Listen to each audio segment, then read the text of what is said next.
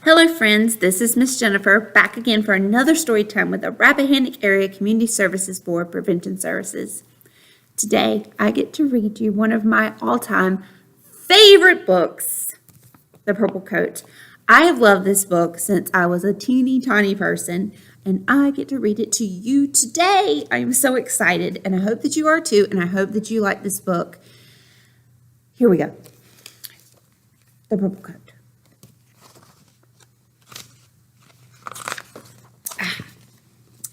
Every fall, when the leaves start melting into pretty purples and reds and those bright golden shades of pumpkin, Mama says, "Coat time, Gabrielle."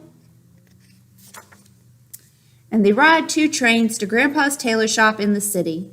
On the Silver Express from Meadowlawn to Pennsylvania Station, Gabby sits close to the window, her nose pressed to the smudged glass for nearly an hour. At Penn Station, they walk fast through long, dark passageways and underground tunnels. On a distant speaker, someone calls out, 34th Street, 34th Street, change here for the Downtown Express, Uptown Express, and the Crosstown Shuttle. Mama follows arrows to the Broadway local, the noisiest subway of all, with its ancient, rattly windows and wheels that hiss and screech so loud they have to cover their ears between stations. Grandpa's shop is on the 28th floor in a fancy office building that is even taller than that. The elevator is too fast and too crowded. This year, you ought to get gold buttons, Mama says, big gold buttons on your navy blue coat. A lady in fur steps out on 24, and Gabby bends forward to pull her gray rag socks just past her knee. "I think a purple coat would be much nicer," she answers. "Purple?" Mama laughs. "What's funny about purple?" demands Gabby, puffing out her lower lip. "There's nothing funny about it," admits Mama, "but navy blue coats are what you always get." Gabby makes a face. She sighs as she slips her left foot into and out of the fringe moccasin that slides off her heel when she walks. "Greetings!" Grandpa hugs them both in 2 woolly arms. He wears the same green sweater as always, with its suede patched elbows and a line of leather buttons down the front. Grandpa calls it one of his treasures, a relic from the old days. "Did we keep you waiting, Pop?" Mama stands at the wall of windows with city views all around. Gabby moves towards the neat rows of fabric on the wall opposite. She drags red-painted fingertips slowly across the rainbow of colors stacked in open shelves way up to the ceiling and down to the polished wood floor. "Hello, purple," she whispers, pausing on the prettiest shade of all. "Hungry, girls?"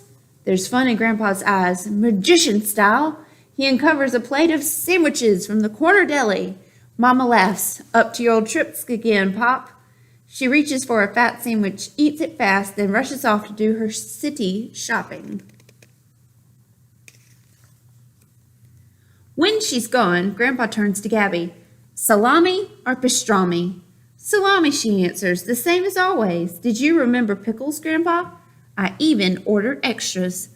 They sit side by side on Grandpa's big oak desk with drawers from top to bottom. Everywhere are pencils and pens and little scraps of paper. Pink messages are tacked to the corkboard, and an important-looking calendar is marked up with appointments and phone numbers and skirt and shirt and coat numbers, too. Grandpa bites into his sandwich and makes a little sound, which means he likes it very much. "Want a bite of the leanest pastrami in town?" he asks. Gabby shakes her head. "I'll stick to what I know. I like salami." "Once in a while, it's good to try something new," he suggests. "How else would you know if you like it?" "Next time, maybe." "Now, business." Grandpa brushes crumbs off the knees of his pants and points to the half-dozen bolts of dark fabric. "I pulled all the navy blues, dark and lighter, nearly sapphire, smoky navy, hazy navy." "I want purple," Gabby interrupts. "Purple, but you always get a navy coat. This time I want purple." And Grandpa frowns, his thick eyebrows meet to cover up that tiny scar above his nose. "I suppose you asked your mother?" Gabby looks at the toes of her shoes. "She said no purple coat," Grandpa guesses. "Not exactly," Gabby says slowly. "What she said was navy blue coats are what I always get." Grandpa marches past the desk twice. Gabby marches behind. Purple, he murmurs, and he seems to be talking to the air. A beautiful purple coat down to my ankles with purple buttons and big pocket on the side. It must have a purple hood, she goes on, and a pleat in the back to make it easy when I run. I'm a fast runner, Grandpa. He stops pacing and pours cream soda from a can. Bubbles rise quickly to the rim of 2 glasses. A navy coat is such a classic, Gabrielle. Once in a while, it's good to try something new, she answers. You said so yourself. Grandpa rubs a fist across the pointy part of his chin, and he walks to the window with city views all around. And then he says, your mother wanted a tangerine-colored dress once when she was 6 or so. Tangerine? Gabby shrieks. Grandpa nods. Tangerine, tangerine. All she wanted to talk about was tangerine. Well, did you make her one, did you, Grandpa? Finally, I did. I bet it was pretty, too. Almost as pretty as my purple coat will be. And suddenly Grandpa clicks 2 fingers in the air. I have an idea, he begins. Of course, one needs an exceptional tailor. You're an exceptional tailor. Grandpa stands a little taller. This year, I will make you something very special, he announces. A coat that is navy blue on one side and purple on the other. Reversible. Gabby jumps high in the air, and when she lands, her socks are scrunched around her ankles. Let's make the purple side first. She's so happy. I hate the fitting, she complains a few minutes later. Grandpa's mouth is lined with pins. He measures her arms from shoulders to fingertips. He measures her legs from heel up, and her waist, and across the top of her chest. And when there's nothing left to measure, he kisses the tip of her nose. And Gabby slides off the table and then leans on 2 elbows to inspect Grandpa's work. Will you make it long down to my ankles? Not quite. Grandpa bends over the paper pattern he's cutting into the shape of a coat. Will there be a hood to keep me warm on extra cold days? If there's fabric left over, you'll have a hood. Will I have a pleat in the back to make it easy when you run? Grandpa nods. How about a purple lining? Gabrielle, he warns, don't push your luck. Sounds like a grandpa. Mama comes back at 4. How's the navy coat coming along? She asks as she puts her packages on the floor. Grandpa coughs a bit. Well, Gabby twirls in front of the dusty mirror. Say, Pop, that is some gorgeous purple. Mama fingers the long yards of fabric draped across the cutting board. Grandpa clears his throat. Gabby and I have decided on a different sort of coat this year. He says it quietly. Different how? Gabby twirls until she's dizzy. She wishes she could race the elevator 28 floors to the lobby. She would find her way to Broadway, local, hide way out in the underground tunnels. It's reversible, she hears herself blurt out. Navy on one side and purple on the other.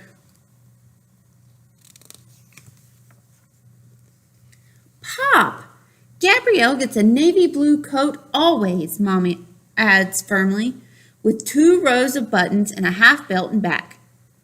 You wanted a tangerine dress once when you were 6 or so. Mama backs into the ancient wood chair with wheels on the bottom. She kicks off her pumps.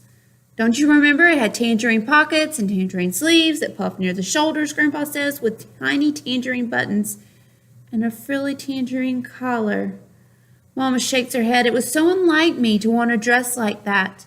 Once in a while, it's good to try something new. A person gets tired of the same old thing all the time, Gabby says, like salami or a navy blue coat.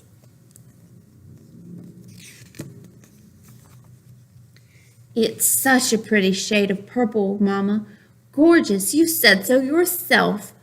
Mama twists her mouth around. Remember tangerine? Grandpa points a finger in the air. Why do I feel outnumbered? Mama sighs, and then she smiles, but very slowly. I have a sneaky suspicion, she says at last, that this is going to be the best purple coat ever. And Gabby can't believe her ears. You know, there just may be a day or two when I don't feel like purple, she says it softly in her worried voice. There just may be, answers Mama. So on those days, Gabrielle, you can turn your sleeves inside out and flip your coat around to navy.